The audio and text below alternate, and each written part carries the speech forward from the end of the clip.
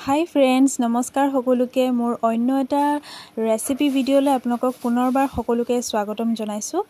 आरो एटु episode number 2 হয় आरो আজি बनाবলৈ লৈछु बिरियानी आरो बिरियानीत की लागे হয়তো সকলোৱে জানে बिरियानी मसाला লাগিব आरो লগতে बिरियानीत जिबुर मसला থাকে হেবুর দোকানত গলে মানে কৈ দিলে পেকেটত দিয়ে आरो এ बिरियानी राइस লাগিব লগতে आलू এটা 4 টুকুৰ কৰিব आरो पियाज লাগিব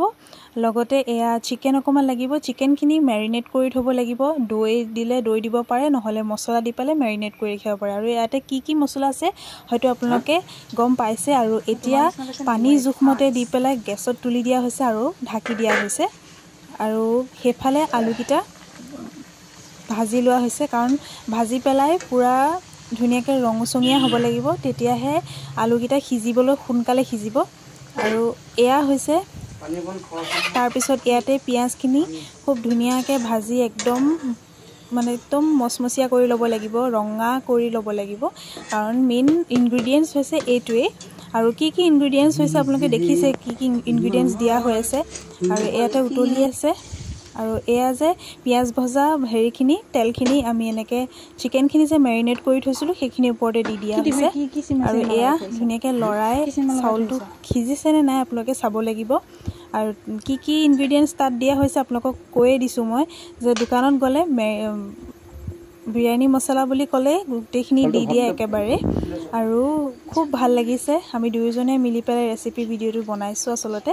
আৰু এখিনি চিকেনখিনি মেৰিনেট কৰি থোৱা হৈছে আৰু লাষ্টত যেতিয়া পানীখিনি টুকি দিয়াৰ পিছত এটা বাসনত খুব ধুনিয়াকৈ গুটেই চাউলখিনি টুকি ল'ব লাগিব আৰু টুকি লোৱাৰ পিছত কি কৰিছে আপোনালোকে হয়তো দেখি গম পাবই ভিডিওটো চালে আৰু এখিনি হৈছে যোনটো হেৰিত আমি বিৰিয়ানীখিনি বহাইছিলো ৰাইসখিনি হেতুতে আমি ধুনিয়াকৈ মাংসখিনি দি ল'ব লাগিব গেছত দি পেলাই অকমান সময়ৰ কাৰণে সিজিবলৈ পানী জুখমতে দি পেলাই সিজিবলৈ দিয়া হ'ব তাৰ পিছত এনেকৈ যেতিয়া উতল আহিব তেতিয়া মাংসখিনি অলপ সিজিব আসলতে সিজি যোৱাৰ পিছত এনেকুৱা হ'ব লাগিব একদম কমপ্লিট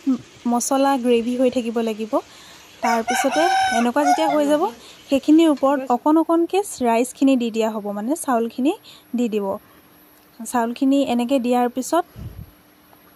চাউলখিনি এনেকৈ দি থাকোতে এই যে মচমচিয়াকৈ ভাজি থৈছিলো পিয়াজখিনি সেইখিনি আকৌ অকমান ওপৰত দি তাৰ ওপৰতে আকৌ অকমান চাউলখিনি দি দিব যিমানখিনি চাউল আছে তাতে বাসনটোত আৰু এনেকৈ একদম সমান কৰি দিব ধুনিয়াকৈ যাতে গোটেই বস্তুখিনি চিকেনখিনিৰ লগত লাগি ধৰি যায় তাৰ পিছত এনে ধৰণে ধুনিয়াকৈ সমান কৰি দি পেলাই আকৌ ওপৰতে লাষ্টত পিয়াজ অকমান দি ঢাকুনখন অকন সময় মাৰি পেলাই গেছটো লো ফ্লেম কৰি থৈ দিব আৰু এয়া হৈছে আমাৰ ঘৰতে বনোৱা একদম ফ্ৰেছ